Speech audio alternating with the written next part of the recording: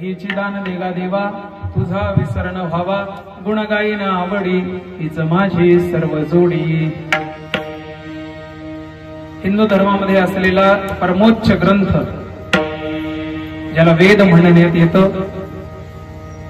एकच वेद होता ज्याचे वेदव्यासांद्वारे 4 भाग करण्यात आले। त्याचा पुढे अनेक धर्मग्रंथांमध्ये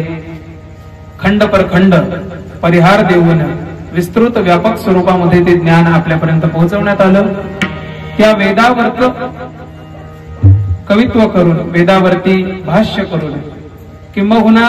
त्या 4 वेदांच्या मुख्य ग्रंथांनंतर स्वतःच्या ग्रंथाला 5वा वेद म्हणून कीर्ती मिळवून देणारे,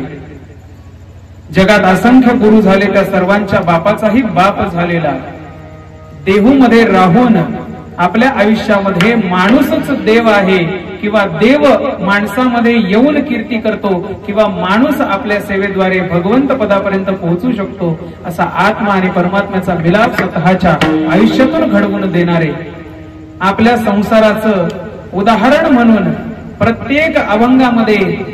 कवित्व करून आपल्याला प्रमाण देऊन, उदाहरण देऊन आपला संसार सोपस्कर व्हावा म्हणून मेणबत्तीप्रमाणे जळून, दिव्याप्रमाणे जळून आपल्याला प्रकाश देणारे,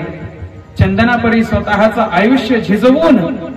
क्षण आणि क्षण आपल्यासाठी वेचणारे जगद्गुरु तुकाराम महाराज या अभंगामध्ये भगवंताकडे स्वतःच्या भक्ती पुरस्सर किंवा भक्तीनंतर भगवंताची कृपा कशी प्राप्त व्हावी याकरता मागणं मागतात। विठ्ठल